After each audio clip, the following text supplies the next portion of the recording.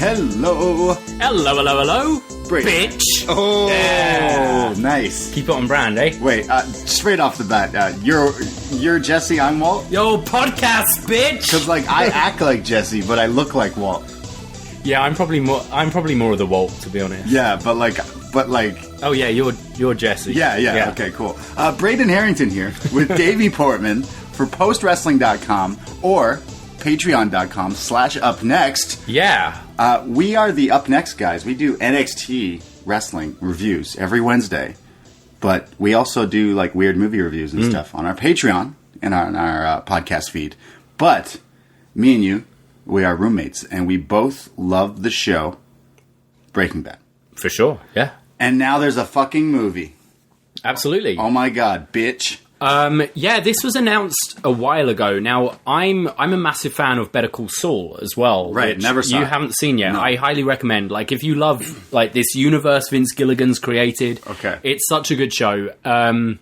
And just gets better and better. Now, they've taken a year hiatus to film El Camino. Yes. Which means that once I think the next season is going to be the last for Better Call Saul, but Yes. I think they're doing the splitting in two thing again. Like Breaking Bad did. Which I don't get. Why don't you just call it season 5 and 6? More commercial money, baby. Yeah, I don't know. It's weird. I don't watch TV shows that often. Right. Like you were obsessed with Game of Thrones. You did a review for the finale for us as well. I can't get, for me, I don't know if I have ADD, ADHD, something about TV shows. Maybe that's why I like wrestling. I can jump back in at any time, get back out. It's easy it's always flowing. But for TV shows, I get real bored and real quick and I jump out. But Breaking Bad is my favorite show that I've ever watched, right. Front to back. And I've actually watched every single episode. I caught up to when it was on TV because I got so into it. But I was obsessed with this show. I would say with the, I'd call this a smart show, Breaking Bad. Same with Better Call Saul. I think a lot of shows, even with comedies actually, you can't just judge something based on one episode. Sure. I'd always have a go at my mum because I'd be watching the US version of The Office, and it would be season 3, episode 4. 10 minutes into the episode, she'll walk in, see 30 seconds, and be like, "How do people find this funny?" It's well, because you don't have 7 seasons worth of context, Sure. 3 episodes and 10 minutes. It's just out of nowhere. And I think a lot of these shows you got to kind of give a good few episodes to This one you need to know the story. Breaking Bad certainly brings you into that world, but I know a lot of people who said, yeah, I kind of found season 1 slow and then just got hooked. Right. And I think that's definitely the case with these smarter shows. I had that with Game of Thrones. I rewatched season 1 3 times Breaking before Bad, I actually loved it. What got me, and I can tell you, it is one of the first episodes. I think the first episode is like a movie, the pilot of Breaking Bad. But it's the part, by the way, if you've not watched Breaking Bad... Turn this off right now. Yeah, this is all spoilers. Also, this is, if you haven't seen El Camino, shut it off. Yeah. Unless you don't care, then continue listening to us talk about stuff you don't know about. But in one of the earlier episodes of Breaking Bad, when Walt has the guy tied up in the basement and he feeds him a sandwich, and then the guy has the plate and the plate breaks and then there's a missing piece. Yes. And he figures it out, that the guy has a shank, essentially. Yeah. I was like, how did they write this? This is genius. And I was obsessed ever since. Now, Vince Gilligan's incredible. He wrote and produced a lot of the X-Files. Some of the best episodes of X-Files he was responsible for. And Bryan Cranston actually appeared in... possibly even 2 episodes of X-Files playing different characters. Oh, wow, I didn't know that. Yeah, so that's where their relationship Interesting, came. Okay. Because Bryan Cranston is a serious actor. And former Power Rangers voice actor. Exactly, but everyone knows him, mainstream-wise, as the dad, Hal, in Malcolm in the Middle. See, I always thought this show would be a comedy because I was obsessed with that as a kid. Yeah. So I was like, oh, he's in another comedy, but it was not the case. And that's, I think, Vince Gilligan really championed for Bryan Cranston. Because you say it's not a comedy, but it's funny. It is. It's a dark comedy. Yeah. And I think what I love about the show is season 1, I would say, is a comedy. And as it goes down, it turns more into drama and less into comedy, although you still have those elements. And that carries through right into Better Call Saul, because I believe when they started writing that, the talk was it was going to be more of a sitcom, 20-minute episodes set in the same world. And then they kind of realized No. Sure. But it's shot the same. It's definitely the same universe. It's the same writing, obviously. Right. A lot of the same cast. And I believe once the next season comes out, it's actually going to be on TV longer than Breaking Bad was. Wow. Which is crazy. That's crazy. Yeah. So it's definitely like the Frasier to Cheers as far as spin-offs go. Insane. I didn't know definitely there's definitely an appetite for more in this world. And I mean, after watching this is a movie called El Camino, a Breaking Bad movie. Yeah. So clearly, there's some sort of Netflix deal, and I just watched. I work at a ABC affiliate for TV station. I watch a lot of Jimmy Kimmel at work. They had Aaron Paul on to promote this. First of all, he got away for 3 months without anyone knowing he was filming this movie. Right. In the same place they filmed Breaking Bad. How did no one know that? Yeah. For 3 months. Everyone was like, oh, you must be filming your cameo in Better Call Saul. They used all the people who work on Better Call Saul made this movie. And no one knew for like the longest time until they released it. And everyone was like, oh, they filmed a Breaking Bad movie. And also the trailer they released was a scene that doesn't actually appear in the film. Sure. Which was Skinny Pete being interviewed. And we assume it's after, because he keeps the El Camino and gets brought in. So it's that scene is the trailer, which I think is fantastic. Yeah. Like for promotional stuff. Definitely. I'd love to see that more. And I think that's where Vince Gilligan's just so creative and he's a genius. Yeah, definitely. I was a huge fan of the show, and the show ended, and a lot of people say that it's one of the best endings in TV because you get everything you need. Spoilers again, but like Walt dies and Jesse's free, and you're like, wow, that's all I need in my life? I'm fine with this. And it was like, for me, again, I don't watch a lot of TV, and I was like, this ending is perfect. This is great.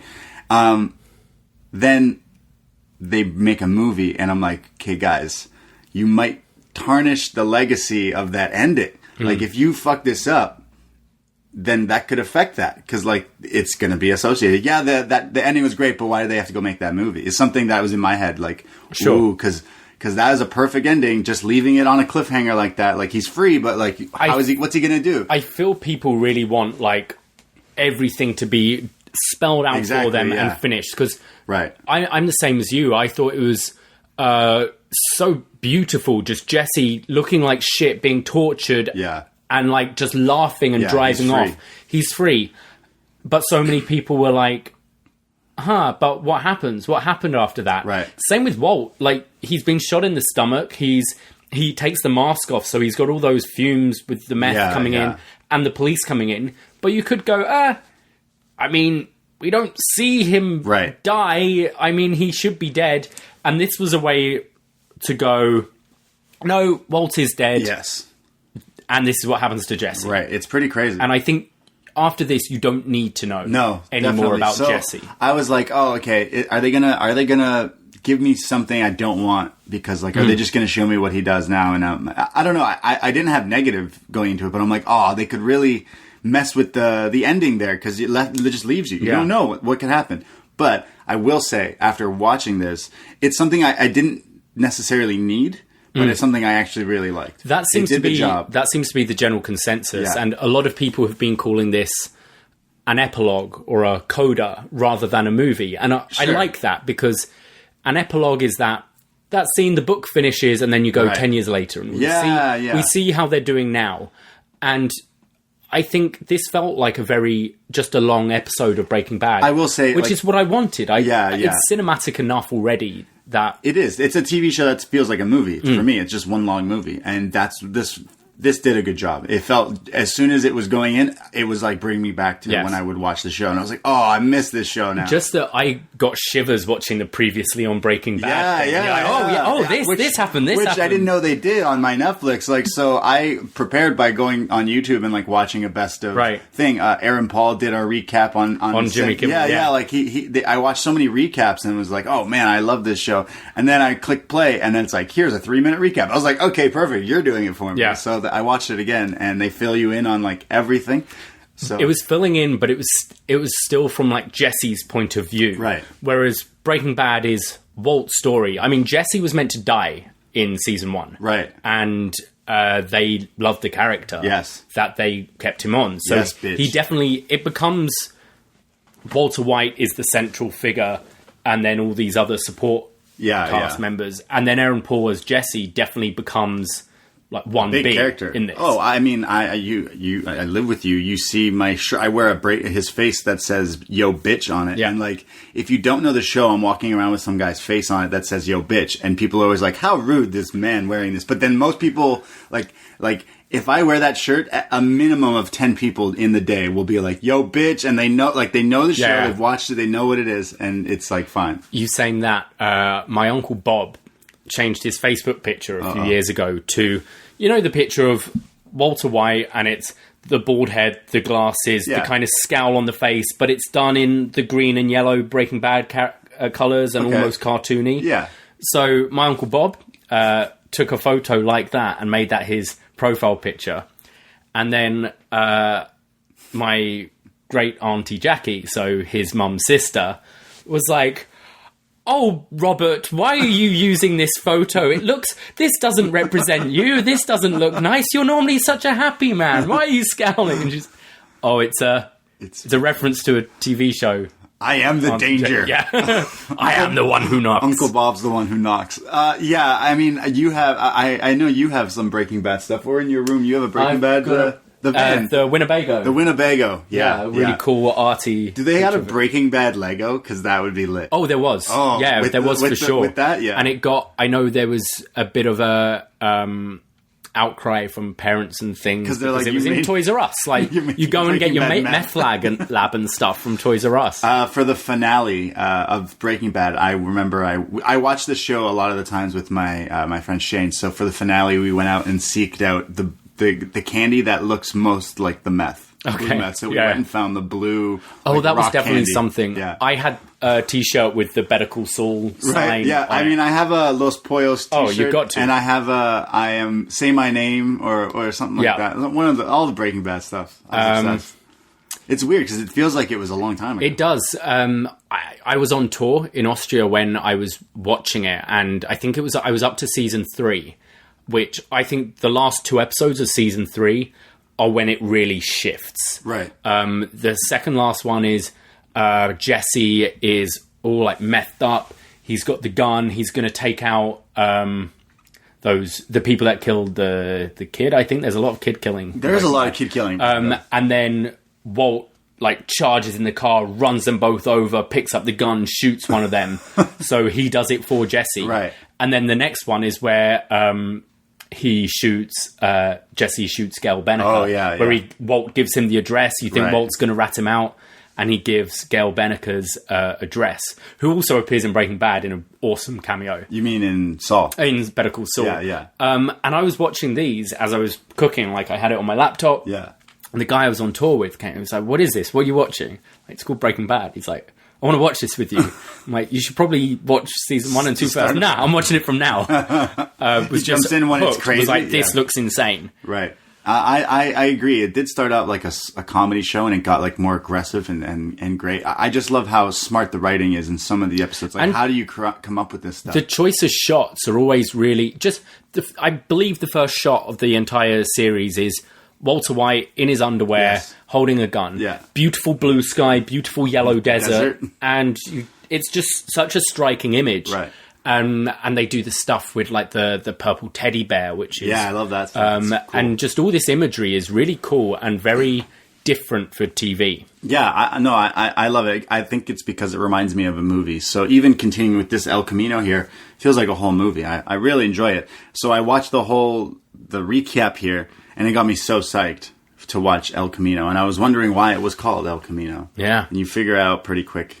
Well, I mean, we saw the car at the end of it, but it's been a while. Yeah, El Camino is the car that Jesse Pinkman escapes in. Yes. It's Todd's car. Oh, right. It's Todd's car. Or Landry from Friday Night Lights. Oh, I don't know. Oh, it's a good show. Good show. So let's get into the film itself. Yes, let's go into El Camino, a Breaking Bad movie. Netflix. Yeah. Netflix loved Breaking Bad because they picked it up when it ended, and then it just got Breaking Bad wasn't on in the UK. Oh, I believe season 1 and 2 was, but it was one of those things where it was hidden on like BBC 3 at 2 a.m, and it was just word of mouth and DVD sales. Okay. So I had to order like the DVDs from the US. So I go on Amazon.com, like the US one, to order them in, and then Netflix picked it up, so for season 5, they would pretty much air it as soon as the episode finished in the US. Because cool. this movie came about because when Netflix put it on with all the seasons, when it was finished show, it did really good. Yeah. So Netflix was like, people really love this show. It was why I got Netflix. A few years ago, during the finale, I believe it was, for Halloween, I did a Breaking Bad pumpkin of like the logo. Oh, yes. 2 like squares with the BR. And I did I'm a pretty good pumpkin carver. And to this day, I'm still getting notifications of someone liking it because AMC and Breaking Bad retweeted it like years ago. So it's like to this day someone's searching Breaking Bad and sees this pumpkin and likes it. So if you dig my shit up, you'll find it. So let's get into El Camino. Let's do it. Beautiful shot of Albuquerque by a river. We hear the water running. This is actually the location where Walt killed Mike Ehrmantraut. We see Jesse Pinkman smoking away, and he's talking to Mike. So we realize this is a flashback. He's talking about his desire to get out of the meth business and says he, referring to Walt, won't be happy. They chat about what they're going to do with the money. Mike says he's going to do the same thing he always does, which we assume, if you've seen Breaking Bad and Better Call Saul, it will be to give it to his granddaughter, who he's very, very close with. And Jesse asks, what should I do with the money? And Mike suggests go to Alaska. It's like completely opposite side of the country. Right. It's quiet. Start fresh. No one will know. Jesse goes, yeah, start fresh. Put things right. Mike goes, sorry, kid. That's the one thing you can never do. Ooh. You can't right your wrongs. Damn. Have you ever wanted to just run away to Alaska? I ran away to Canada, didn't I? Close enough. Everyone in the UK thinks you did that. Because Alexander Supertramp is like my idol, Into the Wild. Okay. We'll talk about it later. Sure. We cut right to that final scene of Jesse from season 5 of Breaking Bad, where he's escaping the Nazi compound in the El Camino. Loads of police cars are going past, and then we see a car crash, and we hear the voices of Skinny Pete and Badger, and we realize they're playing a video game. They're bantering. They're like, yo, you couldn't drive Miss Daisy. Yeah, well, you couldn't drive Thelma and Louise off a cliff. He's like, yeah, you drive like my dead grandma. And Badger goes, dude, that's disrespectful. They say, oh, what are you doing? You're getting Cheeto dust all in my controllers. It's another callback to the show because Walter was like, oh, you just want to waste your day away getting Cheeto dust everywhere with your stoner mates. I love these two. I think is it Star Wars they recap in Badger, like, Star Wars, and there's a video on YouTube where someone's animated it. Oh my god. It's so good. Or is it Star Trek? One of the two. Badger looks like he's lost weight, but like he looks more in shape, a little older. He gave it to someone else in the cast a bit later. Jesse knocks on the door and he's like, yo, I need help. I need to get this car off the street. Well, they don't. They don't recognize him. They're like, first. what? They realize it's him. They're like, oh my god, he's alive because it's still happening. Nothing. It's the same. It's just happened. Yeah, it just happens. And he's been in capture for a while. Yeah. In captivity, rather. He wolfs down some pot noodles and crashes out straight to sleep. So I am like Jesse. Yeah, eating completely. The ramen noodles. Yep. Always there for you. Never lets you down. We see another shot of Albuquerque, and we see Los Pollos Hermanos is no more. It's been replaced. Badger and Skinny Pete are watching the news. They're hearing about this mass killing set up by an automatic weapon, and someone's asking, this person of interest we're after, Jesse Pinkman, was he liberated by Walter White? Because obviously he's the only person not there anymore, believed to be in captivity. Everyone else is dead.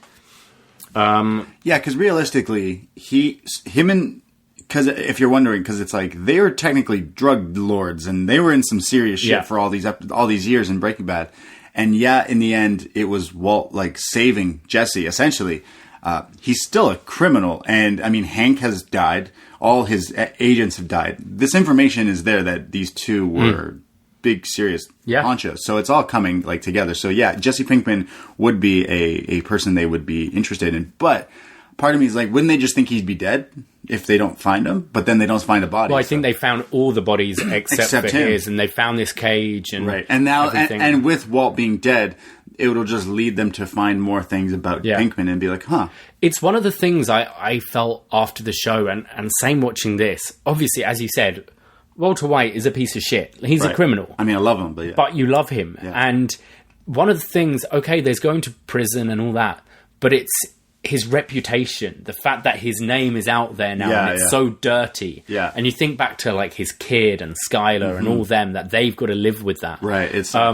It's not just like your anti-hero getting away and then dying or whatever, but it's out there. His name is dirt now. Yeah, true.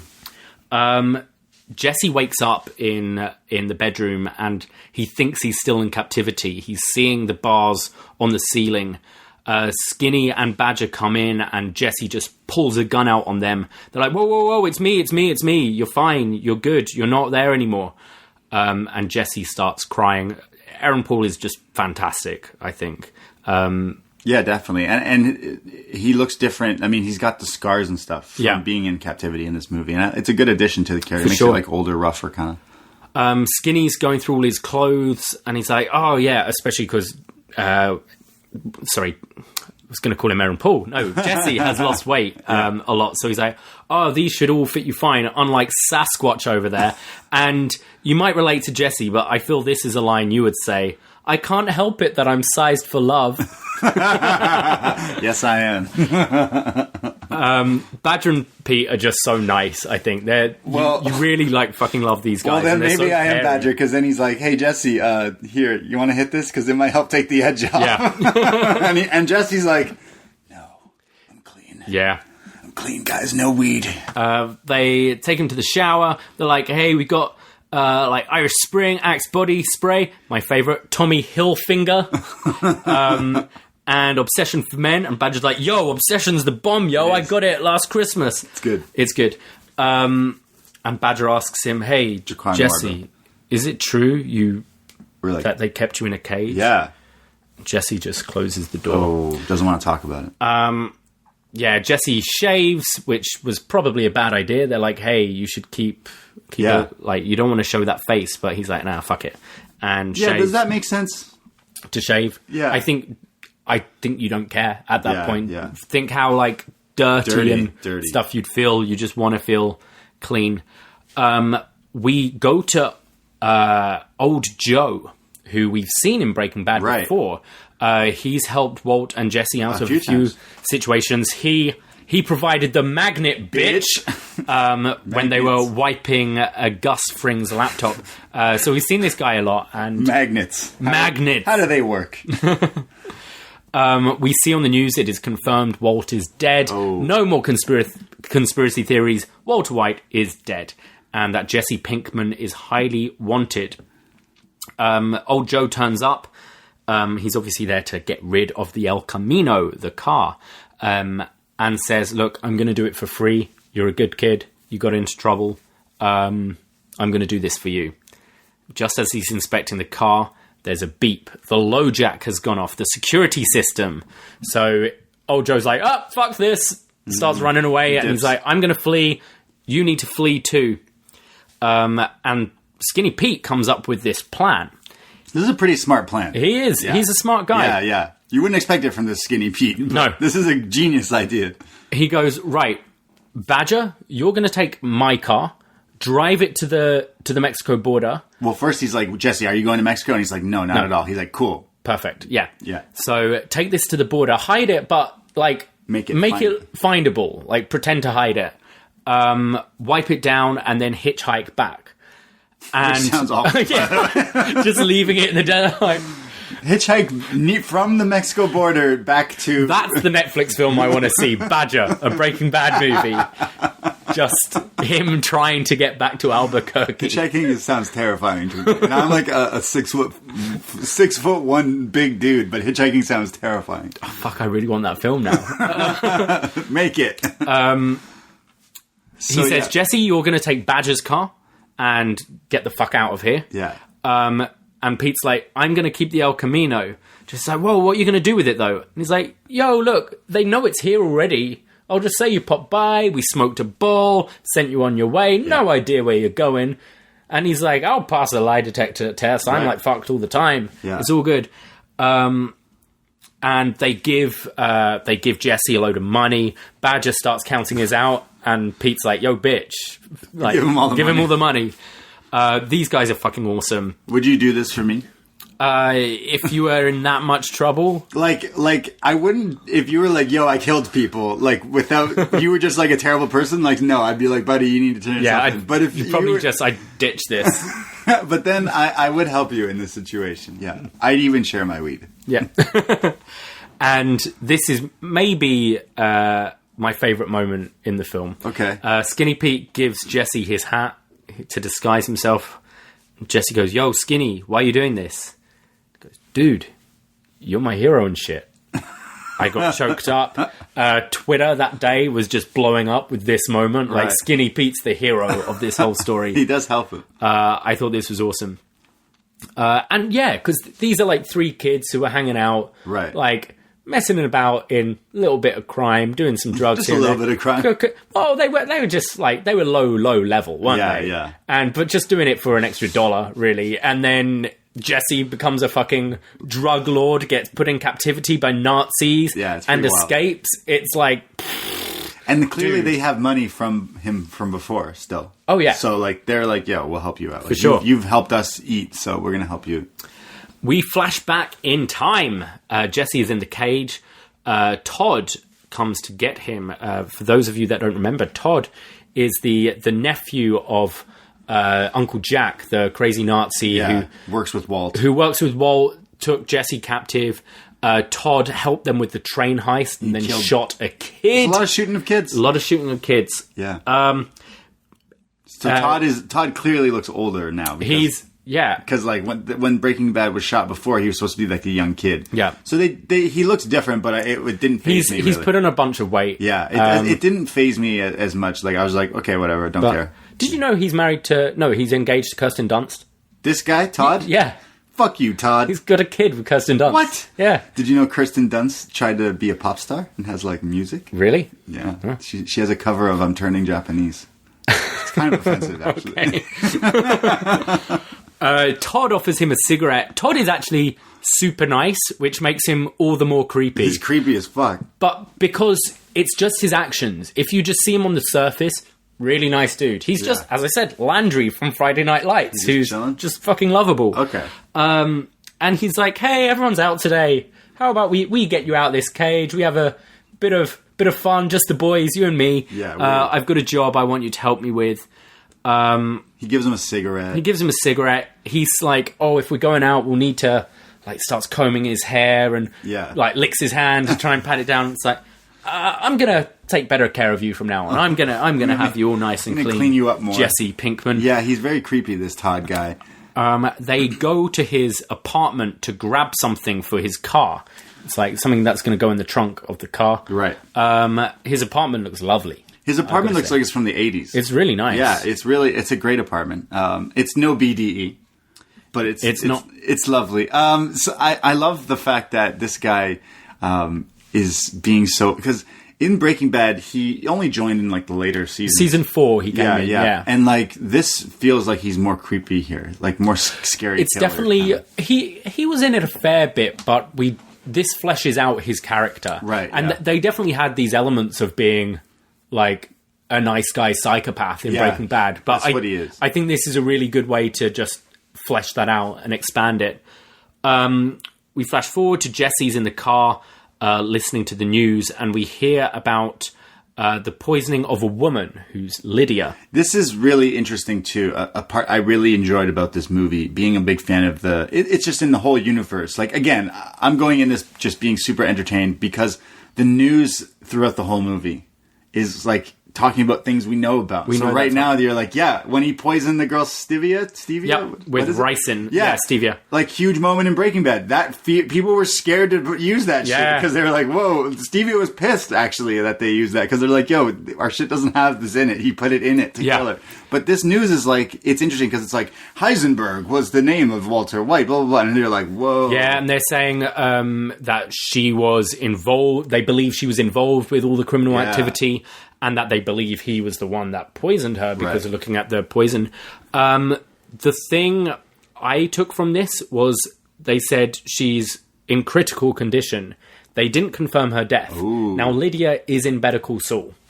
Okay. And obviously, Better Call Saul's a prequel, but you flash forward to the Cinnabon a bunch after Saul escapes. So I feel they're leaving that door open in case they want to bring her back into the universe. Because obviously, they made it very clear, Walt is dead. You hear it multiple times in this. He's dead. Lydia, I think they could have easily just done this news report and been, this woman believed to be involved, died from poisoning. But they didn't. I hope she's dead. Yeah. We go back to Todd's apartment, and Todd is chatting to this nosy neighbor, Lou, about fucking plants. Watering the plants. And it's a good cutscene because it's like Jesse's sneaking into Todd's apartment now. Yeah. In the future. Yes. And it cuts back to this old annoying neighbor watering plants and annoying Todd. And then it cuts back where Jesse can't figure out what key it is to break in, and there's like police tape. But the watering plants guy's slowly coming into the shot. Like he's gonna... It's like those games when the like searchlights are for you and you're gonna dodge them. And you're like, oh my god, it's over for Jesse here because of this old dude, but he manages to go inside. And Lou is obviously very irritating. And what I love is Todd brings that up. He's like, oh, this guy's the worst. I mean, he was in Vietnam, though, which I totally respect. We then see the dead body of Sonia, the cleaning lady. And Jesse's like, oh, shit, no, oh. Todd's like, oh, man, don't make me feel worse than I already do. This is all fucked, and this is where you're seeing the true psychopath. This is why you know Todd's crazy. Come out. He even, he's, like, they're taking the body. He needs Jesse to help him. And he goes, oh, well, she doesn't need this anymore. And takes the belt that's been round her neck. That killed her. And then just loops it back onto his jeans. Oh, my God. Fucked. And Jesse's trying to put two and two together. Todd's showing him his secret hiding place for all this money he had. He's like, okay, so you're going to help me, like, get rid of this body. And he's like, oh, my God. Like, Jesse's, like, in shock. Like, oh, my God, there's a dead body of this woman. He's like, what did she do? And he's like... Well, she found where I keep my stuff. Did she steal from you? Well, no. But, like, now she knows, and I can't have that, so I had to get rid of her. Do you want some soup? Jesse's like, what the fuck? And he's like, opening his thing. He's like, got this, got that. Ooh, you're lucky. I got one more can of bean with bacon. You want some? Like, yo, this dude's fucked. He is. And you also see that Todd realizes... that Jesse is just a broken man, because he's completely trusting. Yeah. They've obviously got Brock above his head, the kid Brock. Yeah. Where they're like, if you do anything, we're going to kill him. Yeah. So he lets Jesse just roam about the house. Yeah. Jesse checks out his bedroom, and Todd's like, yo, it's bitching, yeah? We see a tarantula, which is the tarantula that Todd picked up at the train track after he killed the kid. Interesting. That's where it's from. So another tie back to Breaking Bad. Go back to the present day, and as you said, Jesse is looking around Todd's apartment because Todd says, oh, I'll need to find a new hiding place, but says, I'm going to keep it here. I always like it at hand. I need it by me, under my eyes. Uncle Jack always said, keep money at hand, keep your money at your hands. And then, but he it's pretty interesting that he keeps the money in these like secret books. I actually have a few of these secret books. Oh yeah, I was obsessed with. A friend of mine knew how to make them. Right. So I'd go to like a thrift store, get the biggest Tom Clancy book or an encyclopedia or something, give it to them.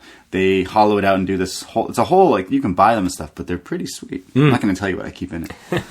I'm sure I already know. We see Jesse's parents on the TV, and they're urging him to turn himself in. Jesse, if you see this, Jesse, son, just turn yourself in. Jesse, turn yourself in. I was watching this in the early AM, and I tried not yelling at my TV at this moment. I was like, "Shut up, get the fuck out of here." I feel Jesse's parents are Rand and Nance from Middle Class Fancy. Yeah, they're just typical white. Terrible parents. They fucked up with their first kids, and they have a second one, and they treat him great. Yeah. Cut back to the past. Jesse is just shoving Sonia's body out the window. It's so fucking funny. They're getting rid of this poor cleaning lady. Oh, I clean, I stay. She's dead, and they throw her body off like just disrespect. So shitty, and it lands so dodgily. How does no one see these people load this in? Because you ever, we live downtown, we see people, throwing furniture out. Sometimes it makes noises if you throw a couch off, a landing of a truck even. It makes noises. You're throwing the sound of a dead body just... It's obviously this is a movie and it's fake, but it's oh my god, it's so great. This might be one of my favourite scenes. Todd is driving Jesse and the body while singing Sharing the Night Together by Dr. Hook. He's just loving life. A big lorry goes past. He does the hand signal thing to honk the horn. Yeah. He's just fucking loving it. And I think this character's fantastic. He reminded me of myself in this. Yeah, except you don't have a dead body and someone you've had caught in a cage for months. Here he is just you wouldn't think that he's done all this. He just looks like a really happy guy. He's just really enjoying his sharing the night together, which I'm going to be bumping for the next week, I'm sure. And he's just he's just happy. Yeah. He's literally the shot. It was so I laughed out loud during this shot, and it's just him. He's so happy. Yeah, he's literally just dun, dun, dun, dun. It's just he goes on earlier about they're calling for rain today. Yeah, he goes. They're not rain clouds. It looks like such a beautiful day. Yeah, if I'm Jesse and he's doing that to me, that's where I'm just shoot me, dude. Just he's there might be rain though. You think those guys are always wrong. They always. I'm like, dude, just put a bullet in my head. There's a beautiful shot of the desert and Jesse's digging away. They share a cigarette and Todd asks Jesse, "Hey, do you want to say a few words?" I don't know this one. He's like, Todd goes, "She was a nice lady, great housekeeper." Fucked.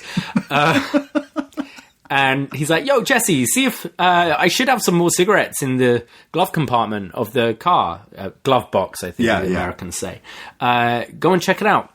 He pulls it open, and we see Morley cigarettes, which this isn't an actual brand, but it's used a lot in TV shows. Okay. Most famously used by the cigarette smoking man from The X-Files, which... do you know the guy I mean? No. Oh, one of the main baddies in X-Files. He appears throughout the whole thing. Every scene he's smoking a cigarette, and he smokes Morley's. Gotcha. And obviously Vince Gilligan worked on that. So a nice little crossover there. Jesse sees a gun next to it. Yeah, so in the glove box, there's a gun. Yeah. And Jesse just freezes. Oh fuck. But he grabs the gun and slowly walks. You hear, "Oh, did you find him, Jesse?" He slowly walks towards He's so happy. So happy. Get those smokes. And Jesse's just stood there holding this gun by his side, not knowing what to do. Todd, for the first time ever in the whole show, looks scared. Yeah, because he realizes Jesse's got the gun. And he's like, "Hey, how you doing there, Jess? Found that gun, eh?" "Oh, yeah. Thinking maybe we could get some pizza later. Maybe a few ice cold beers. You like pizza, right, Jess? You like pizza? A few large pizzas? What kind of pizza do you want?" And you just see Jesse shaking and his voice is all choked up and he just coughs out pepperoni. This guy's broken. It's so sad.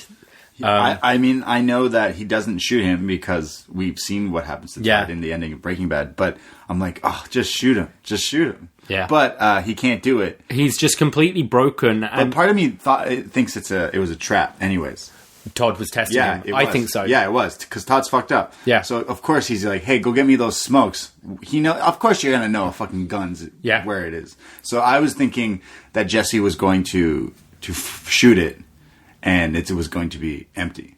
Right. And that's how Todd's like, now I'm going to fuck you up. Now, obviously, Brock is like, that's the card in the back pocket. Of course, yeah. The kid. So I think you're right. I think it was a test. But it just makes Jesse look so just weak and defeated. It's really sad. We go back to the present day, and Jesse's still searching around the apartment. Well, right before it cuts back, though, when he gives the gun back to Todd. Yeah. And Todd's like, okay, cool. And then, like, he goes, well, you know, Uncle Jack always says, life is what you make it. Oh, yeah, and he puts his arm around him, and... It's like, huh, you didn't shoot me. Life is what you make it. I'm like, fuck you, man. You're such a creep. So Jesse finds the money in the door of the freezer.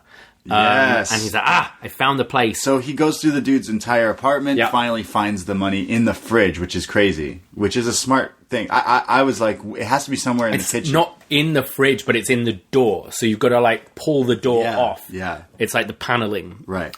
Very clever. We should keep that in mind. Yeah. I know where you keep your money. Don't worry. Yeah. Is that why it keeps going down? Police arrive at the apartment, and Lou is pissing them off. He's like, oh, you're back here already. Oh, they searched here just the other day, you know. Oh, burger. Talking about plants, probably. The guy, I think his name's Casey, is like crawling around and goes right towards where Jesse is hiding. And Jesse pulls a gun out on him and goes, I'm no cop killer. You be cool, and I'll be cool. I ain't a killer. I ain't a killer, but don't push me. Yeah. And then... Well, then he makes him call the other cop in. So he's like, bring the other one in. And he's like, hey, Lieutenant, can you come in here for a second? And the other guy already is like, oh, shit, something's going on. And then there's like a standoff. Yeah. So they have a showdown with the guns. The other cop, Neil, who comes in, is like, you're pointing your gun at me, I'm pointing my gun at you. I know you don't want to kill any cops, but you got to give yourself up. Right. So Jesse gives in, lies down face first on the floor, and then you realize these ain't cops. They're fakes. Because they get some rope, they tie him up, and they're like, fuck, what are we going to do now? At this point, fucking Lou is banging on the door, and he's like, oh, I've got some interesting information for you. This guy saved Jesse's life, I think. Yeah. Because he realizes that these guys aren't cops. They just put on some fake cop uniforms to get into the house because they, too, are looking for Todd's money. And on second watch, I realized, oh, yeah, that's what tipped off the other guy, because he's like, hey, Lieutenant. Yeah, they're not cops. You just go, wait, Braden, come in here. Yeah. But he's like, hey, Lieutenant. And the guy's like, oh, wait, I'm not a cop. I'm not a cop. Why is he calling me that? So Lou starts talking to Casey and is like, hey, so I always knew that Todd was weird, but he left me this apology note. I guess you can use it if you need to search for different handwriting or fingerprints. I haven't touched it at all. And he's like, oh, just put a bullet in this guy. Jesse's like, yo, I'm going to show you where the money is, but you let me go. The guy says, I'll let you live, because he's like, you can't shoot me. Everyone will hear.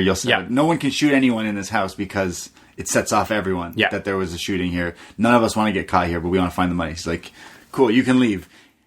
I feel like Jesse fucks up in this part of the movie. Well, yeah. He gave himself up to the cops right away. You just escaped everything, and you're already giving yourself up to cops. I'm sorry, but you could have got out of that situation differently. However, you now realize that this guy isn't going to shoot you, but you're going to take this money. He gets a chunk of this money. Yeah, I think it's a morality thing from Jesse. Jesse, despite all the wrong things he's done, he's still he's got an innocent soul. Yeah. So when he's saying I'm no cop killer, he's not. He means it. He even though he's escaping the law all the time, right, he has that respect. He knows they're most of them are good people trying to do a good job. Every kill he had in the Breaking Bad he's crying or it's emotional, and they were bad people as well. Yeah. So I think he did the right thing, turning himself in. But obviously, now he's like, oh, fuck these guys. They're going to let him go without taking any money. It's like, no, I'm taking the money. Yeah, and that's where he pulls the gun out. It's like, you're not going to fucking shoot me, so piss off. So he takes a third of the money. They take a third, yeah.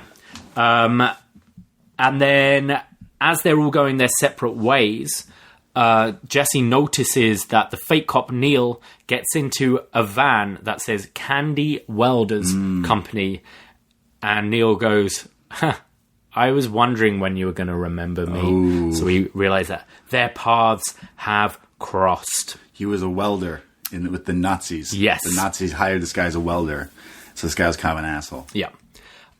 Jesse heads to the vacuum store to see Ed. Now, Ed, played by Robert Forster, who, rest in peace. Oh. Robert Forster died on the day of this release. So this is the last thing I don't know if he's got any more filmed, but it's spooky. This was released on the day of his death. Wow, rest in peace. He's fantastic. Like, he obviously appeared in the first season. I know him well from Twin Peaks. Okay. He's a regular in that. Great actor, and I think was a really good choice to have for this film. This was very interesting. I thought, so Jesse now, he has his chunk of money. Yeah. He's in his car, and he's going through a phone book, and he's crossing off different vacuum places. Yeah. And you're like, what the fuck?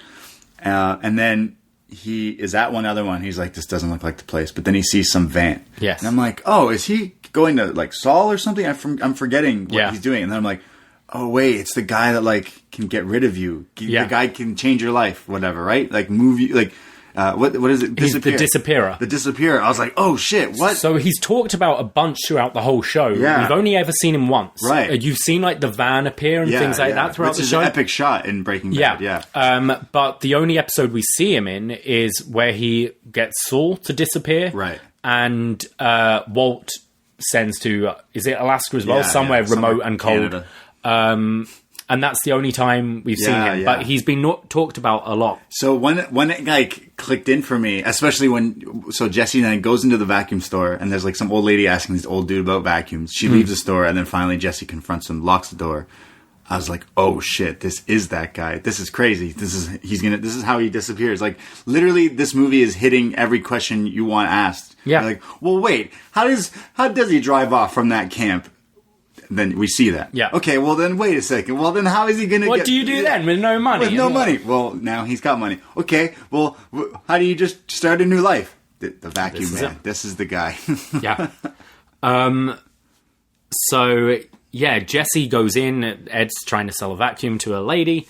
And he doesn't remember what the secret password is. Right. He knows he's got to ask for some kind of... Supermax, Hoover Max. So there was a pizza place by where I lived in London. Yeah. And I went there quite late once, and I was like, oh, can I have a large meat feast, extra bacon, or something like that? Just so I was like, I don't know.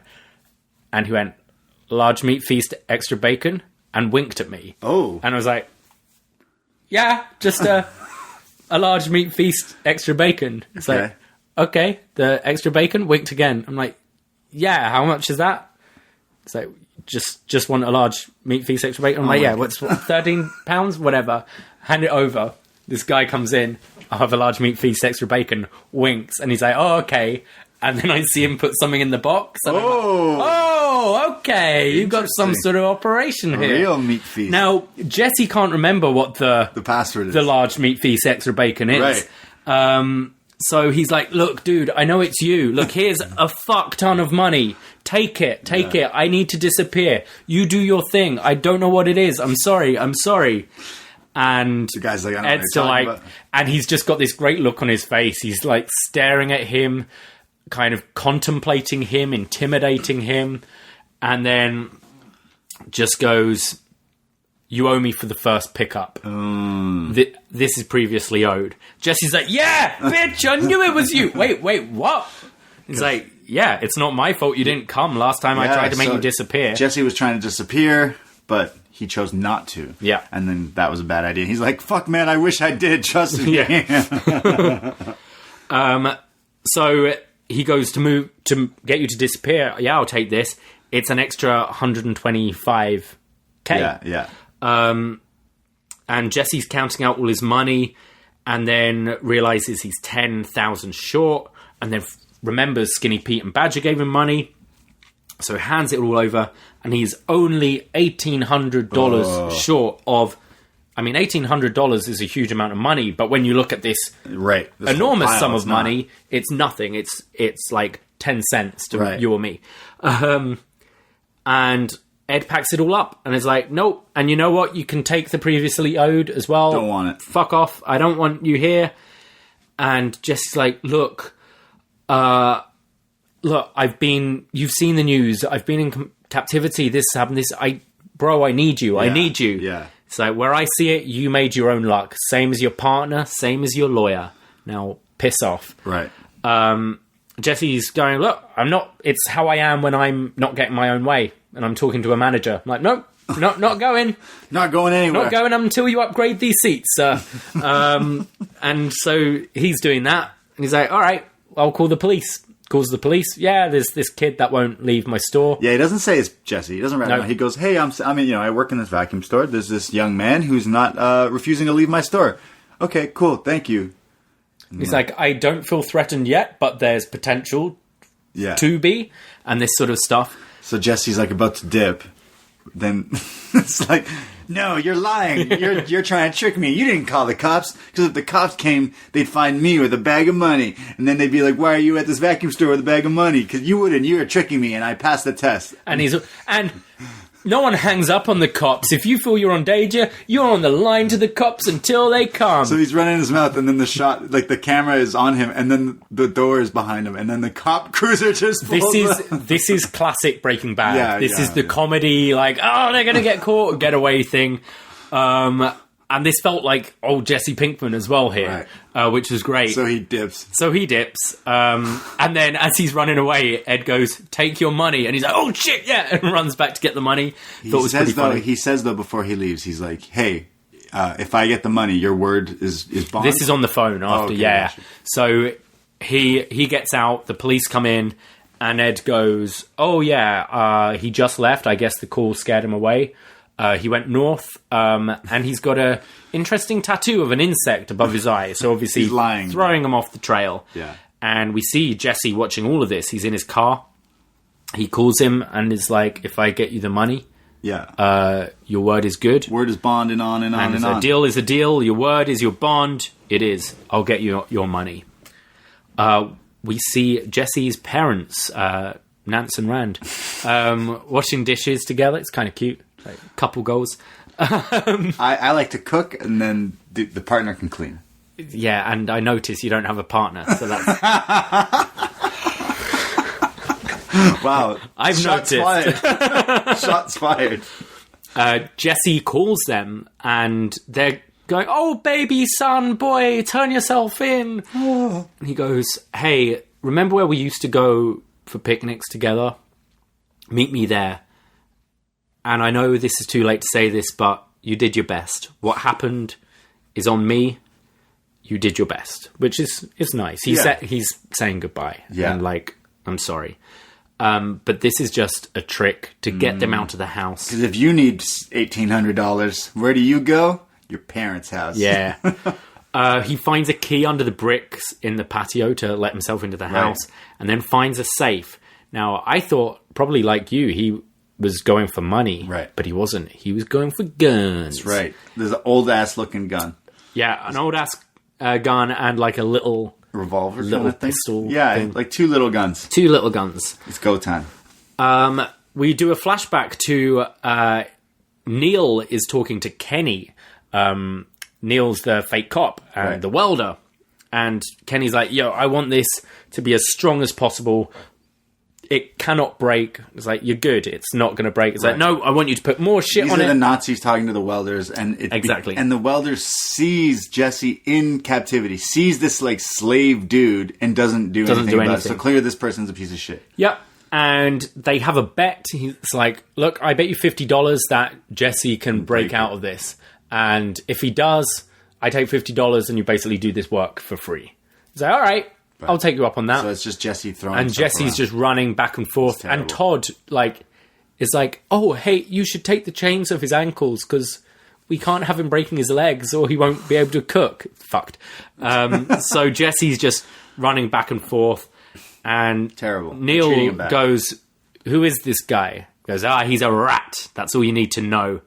And it pans out and we see the picture of Brock and Jesse's girlfriend, which is obviously the thing that they keep threatening Jesse with. Now, Jesse has found, before he left his parents' house, he looked through the yellow pages to find Candy Welding Company, and he's going to track them down. So he's outside the welders, and there's another little throwback here. He picks up a beetle that's crawling along, picks it up, looks at it, and puts it back down. Now, apparently this is a callback to an early episode in Breaking Bad where he does this with another insect. Right. And it's kind of there to show that this is the same guy. This is the same kid who means well, and he hasn't changed. Even though he's gone through all this stuff, he's still the same. Thought it was kind of nice. We see on the subtitles, it said these were strippers. Right. I don't know so much about that. These didn't look like strippers. No. I mean, they look like strippers. I mean, I'm sure they stripped, but I think there was a bit more going on there. These Candy Welders, yeah, they look like one of their names was Candy. Yeah. So the three, quote-unquote, strippers leave the welding company, and we see... Well, actually, I thought this was going to go a different way. So these crooks, these like Nazi welder dudes that have a shit ton of money, they hire out these prostitutes that come in a giant Hummer. Hummer used in the same sentence as prostitutes. They have a big, like a pimp, I guess, like this big, huge dude, like their bouncer, their pimp. I thought Jesse was going to be like, yo, pimp dude, inside... These guys have a lot of money. Let's go in there together and take it. But, like, I guess that's more risky. So he didn't do that. Apparently, when I was looking through as well, the limo driver's been in it before as well. Okay. I can't quite remember whereabouts. Yeah, he's a big white dude. Yeah. Right? With the like, beard, maybe. We've seen him I've before. Definitely seen him, yeah. So anyway, we see Neil and Casey and all their cronies are snorting a load of blow. They're drinking PBR and whiskey. Look, if I had that much money, I wouldn't be drinking PBR. Yeah. I mean, they're doing a lot. I guess they're still trash. Like, you know, sure you have money, but you're still garbage. Still like your shitty beer. No offense to anyone. I still drink PBR. You like PBR. Yeah, I do. Jesse walks in. He looks like a badass here. I think. It goes silent. It goes quiet. He's just stood there in his cool leather jacket. And he just says flat out, look, I'm here for money. Need $1,800. That's it. And they're like... $1,800 and I'll go. You'll never see me again. So all these dudes are now sitting in this room and Jesse walks in and he's got his gun like in his belt, like in his waistband. So you see it. He knows he's got his gun. She's showing the gun. And they're like, oh, like, because they know that he's showing it off to just show he's got a gun. And then they're like, oh, you're here to kill us or something. And he's like, I'm not here to rob you. I'm here to just ask you for some money. That's all I want. Just give me some money. And he's like, the third didn't cut it. And Casey's like, what the fuck are you talking about? Third? You gave a third of this away? And Neil's like, shut up, Casey. And then they start taking the piss out of his gun. He's got I don't know anything about guns. No, I know the gun's in GoldenEye. That's about my... It looks like the golden gun, but not gold. Yeah. It's like, is it a Glock? Is that what you... It's like the old style old guns. Army gun. Like, yeah. And they're like, where'd you get that? He's like, I think it was my grandfather's. It's like the Wild Wild And he's West. like, oh, that's cute. Maybe you could shoot some of these cans and stuff. It's a shitty gun. And Casey's going, I swear to God, if you give this piece of shit $1 more, and Neil just gets up, gets in his face, and it's kind of scary. Like, you see Casey's like, oh, shit. Like, Neil can fuck up some people. Neil isn't a very intimidating name. Neil, no. Keep saying Neil. Neil. But I thought this bit was pretty cool. And Neil basically offers a duel. This bad guy is pretty smart. Yeah. Because he's like, hey, you're on the run. You took a bunch. I let you take a bunch of this money. But now for some reason you've come back because you've asked me you need X amount of money. But where's the rest of your money? Because it must be nearby. And if you have a gun, I have a gun. And there's more of us. This is a smart criminal. Yeah, he's like, oh shit, that means you still have the rest. I could take it back from you right now. Fuck giving you money. I'm going to take the other bit of it. But then it's like the Wild Wild West. It is. Apart from, they don't have the... but it feels like that. He's like, all right, sure. Like the Wild West. Yeah. We'll have a shootout, a duel. And the shot is so you actually like see The bad guy's hand is like twitching, ready to go. Grab the holster. And they stare each other down. The music is revving up. Now, the music here is all car engines. I don't know if you know it. The music's just going... hyping it up. Sounds really cool. Getting super tense. And then Jesse shoots first. Oh. With the gun in his pocket. The little pistol. His little pistol. Revolver, whatever he had. Shoots the ship. He had it in the other... So it's like Bruce Willis Die Hard, but not the gun taped to the back. The gun in your pocket. Shoots the fuck out of him. Looked really cool. Yeah. Casey tries to grab a gun, and Jesse starts shooting at him. They have a shootout, and then he picks up the 45 that Neil was having, shoots Casey right in the head, and then he turns the gun on the other three, and they're like, whoa, no, we're good. Friends. We're just mates. We'll leave. One of them's like, I have kids. I got kids. Heath Slater. Pretty much. He's like I give a shit. Asked for all their driving licenses, which was smart. Yeah, this is. Look, if you watch Breaking Bad and this movie, you learn a lot on how to be a good criminal. Yeah, like, I want to know what Vince Gilligan's done in his form. Jesse's like, yo, I'm not going to kill you, but give me your driver's license. Because it's all stuff you don't normally see in TV and cop shows and that. It's smart. The driving... Yeah. So you're like, why is he asking these guys for their licenses? And he looks at them, and he goes, it back. You're not old enough to drink. Piss off. He gives them back, and he's like, cool, now I know where y'all live. If you mention you've seen me at all, ever, I know where you live. Yeah. Just remember that. And they're like, we won't say anything. And they leave. And then Jesse leaves, and he's got like a blowtorch on all these burners. Well, he's got the money. Yeah, he's got the money. Yeah. And blows the whole place up. Yeah, he decides to blow this up. It's a movie. You need some big explosions. Yeah, cool guys don't look at explosions either. You're always looking at for sure. Yeah. We take a flashback to Jesse with hair in a hotel room in his gown, chatting on the phone to who we believe is Jane, his former love, Jessica Jones, who Walt had die on in her bed from an overdose. Very sad. I love me some Jane. I love Jane. My ex-girlfriend reminded me of Jane very much. I think everyone's ex-girlfriend. I mean, my current girlfriends remind me of Jane. I mean, what? Jane was a dream. So this takes place right before the episode where Walt and Jesse are stranded in the desert and almost die from dehydration. So we're talking season 2 time here. So we see him in this like hotel. Yeah. They come into the hallway. He comes out of his room, knocks on a door. And the door opens and my jaw drops. Because I knew this was going to happen, but I completely forgot. I was so invested in all the action that just happened that I'm completely forgetting some things that I haven't seen in this movie yet. And here he is. Walter White. This is just such a badass moment. Yeah. Just the two of them walking down the corridor looks awesome. Yeah, like I said, my jaw was just completely dropped for a solid few minutes here. I'm like, hands on my head, like, oh, yes. Now, this is the first time that Bryan Cranston didn't actually shave his head. Yes, I could tell. He wore a bald cap because, obviously, if Bryan Cranston suddenly has a shaved head, people are going, huh. Yeah. I wonder why you've done that. But they kept him...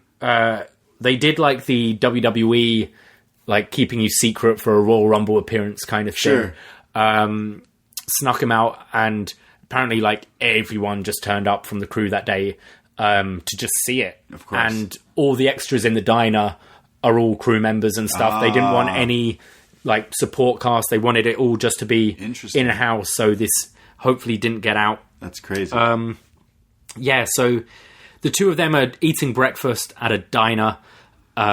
Jesse mentions electrolytes, which is also brought up just like later that day when they're stranded in the desert. They're like, we need electrolytes for hydration. Well, then he goes on. He's at a salad bar. Yeah, salad bar, bitch. Shut up, Ponderosa. He's at the salad bar and he's filling up on like salad and a lot of pineapple, and he's eating a lot of pineapple. And Walt's like, you're really liking that. That's a lot of pineapple. And he's like, yeah, it's got bromelain in it. He's like, bromelain in it. I don't know what bromelain is, but I know what else pineapple is good I'm sure you do. Yeah, all right.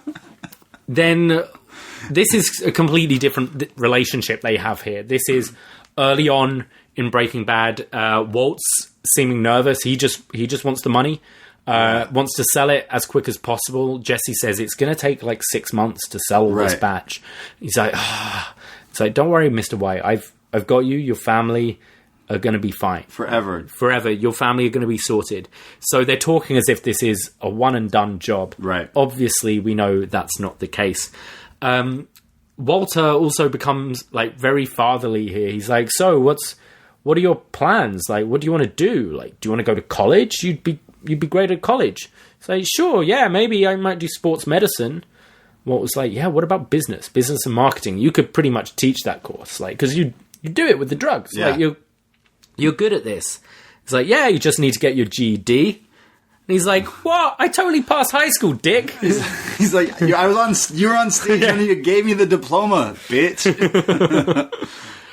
This is a really nice scene, not really needed, but just to have those two together definitely. Again. It answers some things, definitely, because if you watch the end of Breaking Bad, sure, Walt saves Jesse. Yeah. But there was a lot of beef in their relationship was in tether. Yeah, it was like fucked up. So this is kind of throwing back here because it's kind of letting you know that, you know what, Jesse does feel some type of way towards Walter. Yeah. Because in this, they were in the desert and like Walter has cancer and Walter's like choking in the diner here and Jesse like gets up and helps him. Yeah, and then like they're like talking and he's like, oh, drink your water. And then like the conversation develops and keeps going. And then Jesse like stops for a second. He's like, hey, no, hydrate, stay hydrated. Yeah. Seriously, hydrate. It's like they're showing love for each other. And like, this is definitely where I'm like, oh, these are my two you watch the show so much that you hang out with these people. And I think you look at like photos and all the funny shit the two of them did together, the outtakes. Like, I feel their relationship together, like really, they bonded so well. Aaron Paul and Bryan Cranston. Definitely. So this must have been awesome. Just doing this. This was really sweet to watch. It doesn't have a giant factor here, but then it ends with Walter basically saying, Jesse, you don't know how lucky you are. Yeah. And then it cuts back and you're like, so you really don't, do you? He goes, you're really lucky, you know that? You don't have to wait your whole life to do something special. And the camera kind of pans towards the Winnebago. Because Walt sees his whole life as nothing. Like he's not achieved anything. And sure, what they're doing is illegal, but it's huge. Yeah. No, it was really cool. Like I said, my jaw dropped when the scene starts with them when he knocks on the door and it opens. You just forget like that was being gifted a lot last week when it came out. Just the two of them walking yeah, definitely. Down. I could see like entrance music coming. Oh yeah, ding, ding, ding. Yeah. It was really great. I loved it. Walter. We see a lorry driving through the mountains. Snow everywhere. Ed hops out, opens the back of the lorry. There's like this secret panel at the back that he knocks on, drops down. We see Jesse's been like lying down in this tiny little room in the car, in the truck. U-Haul. And they've arrived in Alaska. Ed says it's 40 miles in that direction, gets you to Haines. Jesse's like, oh, it's so quiet here. Yeah. Like, I figured you could use some of that. Ed then tests him on his date of birth, the name of his parents. Like all fake stuff. Yeah. His parents' date of birth, parents' second to last job, his social insurance number, and then his social insurance number backwards. I don't know my social insurance number. No, let alone backwards. Yeah, no. But just tests him. He passes all of this. It's his new life. Jesse hands him a letter, and Ed goes, "Look, I'm going to Mexico City in about a month. I will mail it then." From Mexico. From Mexico. Yeah. So it's going to make the cops think Jesse's in Mexico again. He goes, "Not many of us get a chance to start fresh. Good luck, Mr. Driscoll." And the camera pans out and we see the letter is to Brock. Jesse drives off and has a slight kind of smile on his face. And there's a flashback to him in the car with Jane. Which I love this. Like, I wasn't expecting this coming. No, me neither. This one caught me even more off guard. He goes... So this, we're talking like season 2 Jesse. So still young, wide-eyed. Yeah. He goes, I was thinking about that thing you said about the universe, going where the universe takes you. It's a good philosophy. She goes, no, it's a metaphor, and it's actually a terrible philosophy. I've been going where the universe takes me my entire life. It's better to make those decisions yourself, which kind of sums up the whole thing, because the whole thing, Jesse's been just going with the ride, like hasn't been making these decisions. And now he's going to start his new life fresh and take life into his own hands. And the musical cuts, it's just completely silent as we see Jesse drive off and the credits roll. El Camino. Yes, he drives off in the same fashion that he drove off. So this is what I'm saying. This whole package here did not tarnish any of the legacy. No. Because the end shot is still him pretty much the same. Driving off. But we know he's good now. Yeah. It's just a lot of cold now. A lot of snow. But it's fine. He could be Canadian now. He could be living among us somewhere up there and up here in the snow.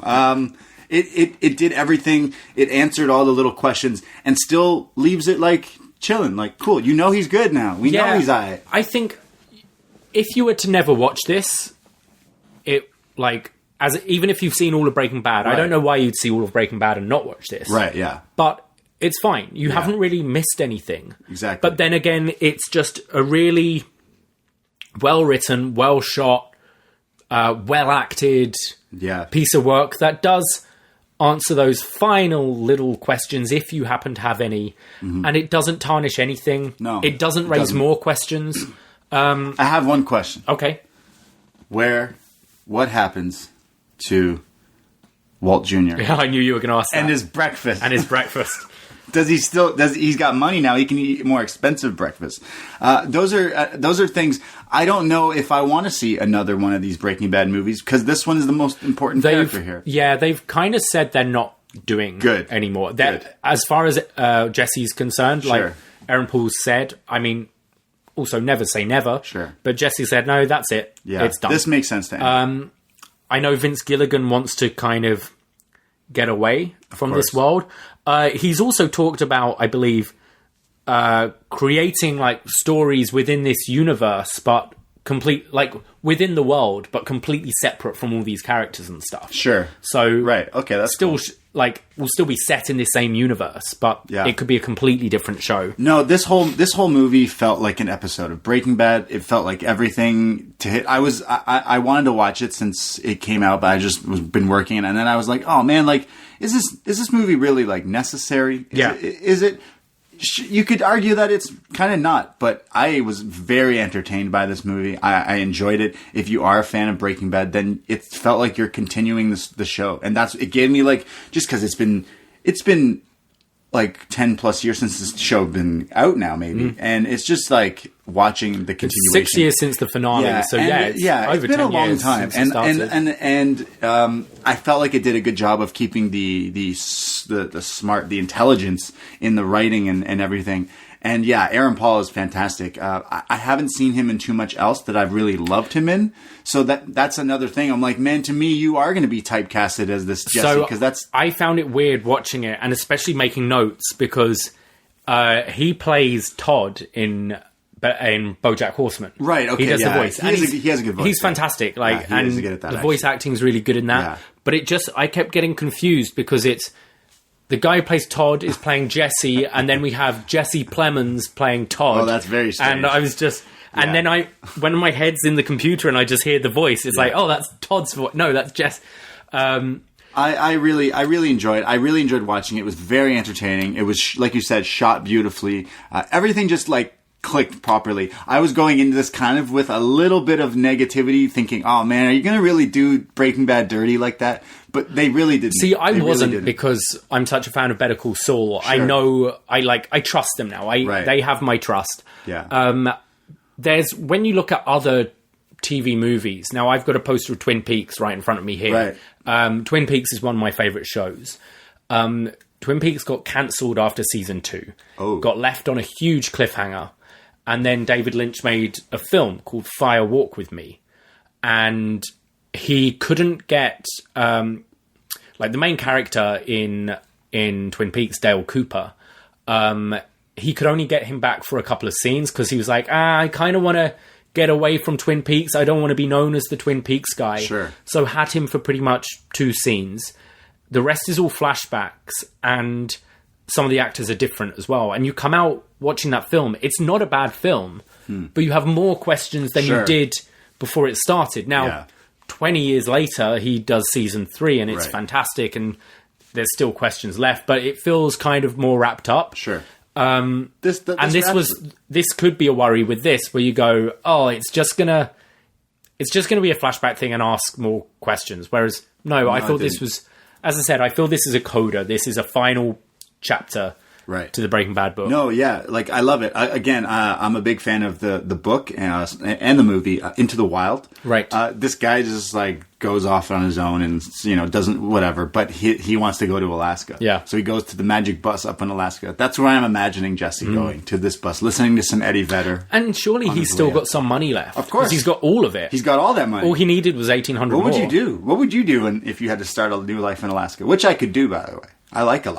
I've not been to Alaska. Let's go. Yeah? Yeah. Try and find Jesse? Let's go. And the magic bus. Yeah. I would like start, a little job just to money launder money. Maybe start cooking meth. And like, fuck, I did it again. Oh, guys, I'm in it again. Alaska probably needs some meth. Now, Aaron Paul revealed what that letter said to Brock.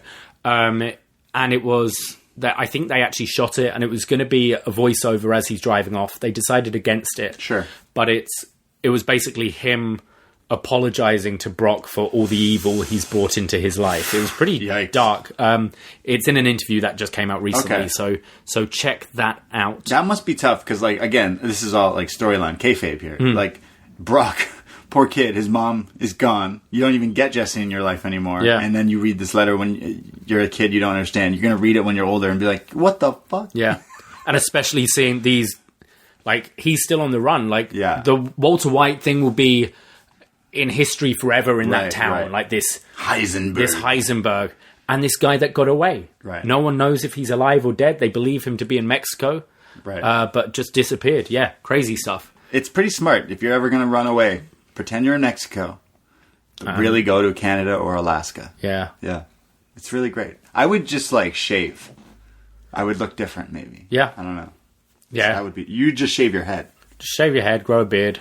Yeah, you just do do basically the opposite. So you grow your hair out and shave. Well, I mean, I can't. You can grow hair.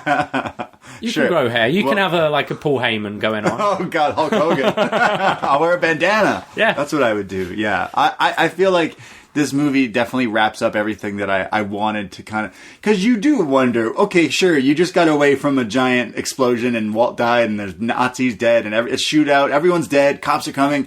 Where do you go? What do you do? Well, this is what you do. And it answered all those questions. So I will say I really enjoyed this movie. I love it. Check it out. So guys, if you ever find yourself in a bit of a pickle, watch El Camino and figure it out from there. Is that what you're saying? Yeah, you'll figure a lot of stuff out watching this movie. Right. Shall we go to some feedback? Yeah, let's see what other people thought about this. So we go to forum.postwrestling.com for some of our free reviews, including NXT every week. We do that. We put up the NXT feedback. But if you're looking for our other movies, like on our Patreon, which we've been doing a ton of movie reviews, like this one, we put our feedback on the Patreon board. Yes. But this one's right now on forum.postwrestling.com. Do you want me to start? Sure, yeah, go for it. We go to Ryan from Death Valley. Just finished watching it. While not in any way essential to the story of Breaking Bad, it is a great return to that world. Seeing how Pinkman gets out of Albuquerque might not sound like the most interesting thing, but the simple plot gives it an easy forward momentum, and the performances are all great. I don't know if I can say any more without giving it away, but 9 out of 10. I gotta go watch rewatch the entire series. Damn it. Damn. Yeah, I know. I've been watching so many clips these past few days. Yeah, I wish if I didn't have a job and a girlfriend and a life, I definitely, hey, you've got 2 out of 3 ain't bad, isn't it? I definitely go back and rewatch this. I'm going to go to Mike Hogan. Yes. He goes, all right, mates. Mates. Super interested to hear your thoughts on this one. As someone who was late to Breaking Bad, I probably wasn't clamoring for more like some people were. And I can also understand those that say this was unnecessary, but I thought this put a perfect bow on the series. Walt's definitive death, there's no unanswered questions about Jesse, and to me, Vince Gilligan has now made 2 perfect finales to the same show. It was awesome to dip another toe in this world, even if some of the characters are laughably different looking to when we last saw them. Looking at you, Jesse Plemons. Great to see Jesse get some sort of happy ending, as he was the one main character we followed who had the most amount of good in them. This was a solid 8 out of 10 film for me. Was impressed with how they made it look cinematically different to a TV show, so it felt filmic. An unexpected treat to end the show again. If you could pick any show to get a movie to wrap things up again, what would you pick and why? I mean, I said I don't watch a lot of TV, so I always did say, oh man, they could do a movie on this show, because it feels like a movie. I always thought they were going to end this show with finale be like a movie. Yeah. And they kind of did this with this, so it's kind of cool. But other shows that like would need a movie, I'm not super sure. I mean, people always say they want a Friends movie. I'm like, what? Why? You can't have a movie with a laugh track. That doesn't sound good. It's dated too. And it feels weird when you take it out and you're so used to that. Yeah, exactly. So I don't know, because most shows wrap things up most of the time. Yeah. So you're like, okay, cool. It's maybe shows that you made me start watching The In-Betweeners. Like, they do a movie. It's kind of granted. It's like, okay, the story's still continuing within the movie. Yeah. Whereas most shows end and then they want to do the movie. It's how do you kind of... Yeah. I mean, I've said a few times that one of my favorite TV shows was Lost. Sure. Which had very negative reception to the ending. Yeah. I personally loved the ending. But I know a lot of people were critical about it and misunderstood the ending. Now, I can definitely see that being rebooted one day. I think the concept of people crashing on an island, the island is mysterious and magic. I think that's a cool concept that you could revisit again. If they were to do a film as a continuation rather than a reboot, I would certainly like them to have the characters we know are still there to continue it, and then have a new cast. Sure. But it's not really needed. I can't think... There are certainly season finales that are shit, but there aren't many that I'm like, oh, I just wish I know, at least not off the top of my head. I will say, like, again, I'll reiterate, I don't watch a lot of TV shows. I'm more of a movie guy. I watch movies all the time. But since Breaking Bad, the show that I've clicked to come into most since Breaking Bad, and this is a long time now since Breaking Bad has ended, is Stranger Things. But again, when I watch Stranger Things, it feels like it's almost like a movie each episode. So I don't need a movie. You know what I mean? I mean, I think I've mentioned before on here, it's one of the things I kind of dislike about this dropping everything at once thing. Because it makes it feel like you're watching a 10-hour movie. It feels like you're watching a movie, and the discussion kind of just ends after it. Right. Whereas something that was cool with Breaking Bad and with Game of Thrones, you got to wait. Oh my God, waiting for week to week. And you'd theorize, like... When one of the biggest cliffhangers when Hank's having a poo, when TV history is when Hank has a shit and realizes WW, you got me. Yeah, like yo, that was the craziest cliffhanger in TV, I'd say. And week to week, just end of an episode, and you got to wait to week. Yeah, and you chat about it and you discuss. Whereas so many things now are just kind of tied up. Yes, 10 episodes. You watched it. So much content out there. You just get it. Let's continue feedback. Brandon from Oshawa definitely did not need this, but it was fun to revisit this world and see what everyone is up to these days. My highlights were the scenes of Jesse with Walt and Jane. I would have liked to see Walt Jr. get in this somehow, but I guess he didn't have much to do with Jesse, so it wouldn't have made much sense. R.I.P. to Robert Forster, who was also great in this and phenomenal in Heroes as well. That's something, because you mentioned about Walt Jr. as well. I like that they haven't done cameos for the sake of having a cameo. Yeah. Because he didn't have anything to do with that. No. And sure, you could shoehorn Walt Jr. in and go, oh, cool, look, it's Walt Jr. You could have. But for me, having Old Joe and Ed in it... Right. It makes more sense. And it's cooler in a way. Yeah, and obviously you need the Walt one, because their duo were the best. They were the best duo. And then you have, of course, Jane, like his love that died, taken from him. So it's like, of course, those were needed. And I think both of them were important to show where Jesse was at that point in life compared to where he is now, and show his growth as a person, rather than, oh look, there's Walt Jr. eating breakfast. Say a line about breakfast. Yeah, you're such a bitch. We go to Eric Marcotte. I don't know if I've ever had less to say immediately after watching a movie. I don't mean that in a bad way either. The cinematography was beautiful, the acting was fantastic, and it was nice to see all these characters again.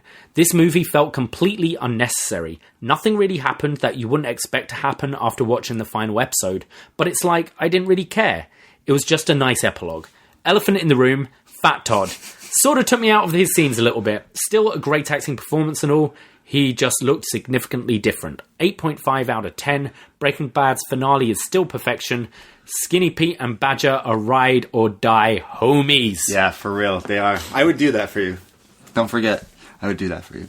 Beniud, he says, watched it last night, and if anyone was going to watch it, I would definitely recommend rewatching the series first. I couldn't remember enough to really follow it. That said, I enjoyed it just as a standalone film, shot really well, Jesse was great, and brilliant to see all the characters again. We go to Brian from New Jersey. Are you ready for it, Braden? I'm ready. First time, long time! First time, long time. After binge-watching all of Breaking Bad a few years ago, in addition to watching Better Call Saul, I was really anticipating this movie. Not sure what to expect. I felt I received a very nicely done epilogue. Solid story told in a somber way, well made with great acting. Jesse Plemons looked older and fatter in the flashback scenes, but he was still great as well. God bless you, Jesse. You're with Kirsten Dunst. Who cares? 3 stars out of 4. Brandon from New Jersey. Uh-oh. My dearest lads, the movie was great, but the car is better. How do you feel about Ontario's influencers becoming a part of Doug Ford's inner circle? Oh, I love it. I fucking love it. What is that happening with Breaking Bad? This is Brandon here. Doug Ford is pretty much the Gus Fring of Ontario, but it's dollar beers instead of meth. Yeah, when are these dollar beers coming? I don't want them. Any beer that costs $1 is not good. I'm sorry. No, you're talking about PBR. I was going to say 20 minutes ago you said you drink PBR. I know, but like realistically, I'm not drinking that. Okay. We go to author of posts. It was unnecessary and doesn't stand up on its own when separated from the series, but I don't think it was designed to. No. Overall, it felt more like a long episode of Breaking Bad rather than a movie. It was still a good watch that served to remind you how good the series was. 7 out of 10. Yeah, I agree. You could not just make someone watch this. They wouldn't know what the fuck was going on. They'd be like, what's happening? Who are these people? We go to Pick Japan. Greetings. My thoughts before watching this movie. Is this going to be like Solo, which was a Star Wars movie but really wasn't Star Wars? That is El Camino, a Breaking Bad movie, just pretending to be Breaking Bad? Well, not really Breaking Bad. I mean, how can you have Breaking Bad without Walter? Well, then there was Walter in a flashback, so I guess this must be Breaking Bad. The end of the movie left me a bit detached. This movie was about the journey of Jesse Pinkman, so we all know what happened to him. Yes, there could be sequels based in Alaska, but I'm not interested in them. Pinkman was a good character as contrast to the overall cerebral Walter, but on his own, Pinkman doesn't come across to me that compelling of a story. My rating, 5 Erlenmeyer flasks out of 10. Ahoy. So Pick Japan didn't like this movie as much. I do say that... You mentioned that they wanted to get rid of Jesse early on in the show, but then they realized that the character was very compelling. Yeah. I would say that when you definitely pair him and Walt together, they even each other out all the way through. Like that, Jesse's more like kind of goofy and is lucky. Like he would fuck things up, and then it would help him out in his favor. So both definitely. I have to a little disagree saying that like Jesse did stick out on his own without Walt in this for me, 100%. Yeah, but it was the same character but evolved as well. Exactly. You couldn't do a film about Jesse from season 1 and 2. Of course not. No. Because it'd be about him, bitch. Saying it's bitch. like when he barely said bitch in this movie, by the way. Yeah, but like I think he said it in the flashback, which is good because like want that one. Oh, there we go. Yeah. But yeah, I think you mentioned Friends earlier. When people are like, oh, who's your favourite Friends character? And it's like, well, you kind of do need them all. Yeah. And that's why Joey bombed. It didn't work because it's like, oh, Joey's not funny on his own. Right. But I think this evolved Jesse. Definitely. Does stand up on his own. And Aaron Paul's fantastic. He's so good. And finally, we go to Tony. I really enjoyed this. Nothing totally major happened, and there were no big surprises, but it was a good couple-hour epilogue to round off a fantastic TV show. Todd is a great villain. I feel he's underrated compared to some of the other heels in Breaking Bad. Yeah, definitely. They definitely made him stand out more as a creepy fucking psycho in this movie. So I guess people kind of agree. Like, I would say the same thing. Like, yeah, was this movie necessary? Not really, but damn, I enjoyed going for the ride. It definitely answered some questions that you've had as think about the past years. Any Breaking Bad fan, where you're talking amongst your buddies, like, yeah, but like, how would he do this? Where would he go? Well, here you go. Yeah. They've answered these things. Yeah. So, and I've learned things. If I ever need to run away, I have to find a guy who sells vacuums. Or what did you say? Bacon Deluxe. Oh yeah, Supermax vacuum. Large meat. Feast, extra bacon. Yeah, knock 3 times and you get to disappear for the rest of your life. That's a lot of money to make yourself disappear, but totally worth it. You hear these stories of like, dad goes on a hike, goes missing, can't find him, never found the body, nothing. That's because he's in Alaska. He's disappeared to his Alaska. New family. Yeah, that's right. God damn. Yeah, your dad. Your dad could be like some. Mine? No, my dad's general manager of NXT UK. So that is El Camino, a Breaking Bad movie. We got to nerd out on some Breaking Bad. That was a lot of fun. But if you liked our movie review, there's a place they can find them. Yeah, head to patreon.com/upNXT, where you will get a wealth of movie reviews. Oh, boy. We do one a week at the moment because it's October. We're doing a lot of horror films. Oh, yeah. We even have Spider-Man 3 is coming up soon from... That has nothing to do with October. No, I know, but Eric Marcotte is one of our world champions. Eric Marcotte, who left feedback for El Camino. Our Patreon has some tiers. Yes. Everyone's signing up for there's a 205 tier where you just kind of help us out, throw us a dime here or there. Everyone's signing up for the North American Championship tier. It's our $5 tier. You get all the extra shows that we do. You get all these movie reviews. You made me watch the movie Saw. Yeah. I've never seen it. I had to watch a guy cut his foot off with a fucking saw. It was terrifying. Go listen to our review of that. Amazing. All of our reviews are on there, but there's also a $25 tier. If you choose to do this, first of all, thank you. You're insane, but thank you. You get all the shows, you get a few extra shows, and you get to choose something for us to watch. So our friend Eric here was our first Patreon. This guy signed up before we even launched yet. I don't know how he did this, but he found our Patreon. And as soon as we said, hey, you signed up for this world tier, you get to choose the first thing you choose to watch, for us to watch. Without even hesitating, without batting an eye, this guy fucking picks Spider-Man 3. So, which is interesting, because John and Wei have just released their review of Spider-Man Homecoming. Yes. So for a nice companion piece, you can listen to the very eloquent John Pollock and Wei Ting break down Spider-Man Homecoming, starring Tom Holland.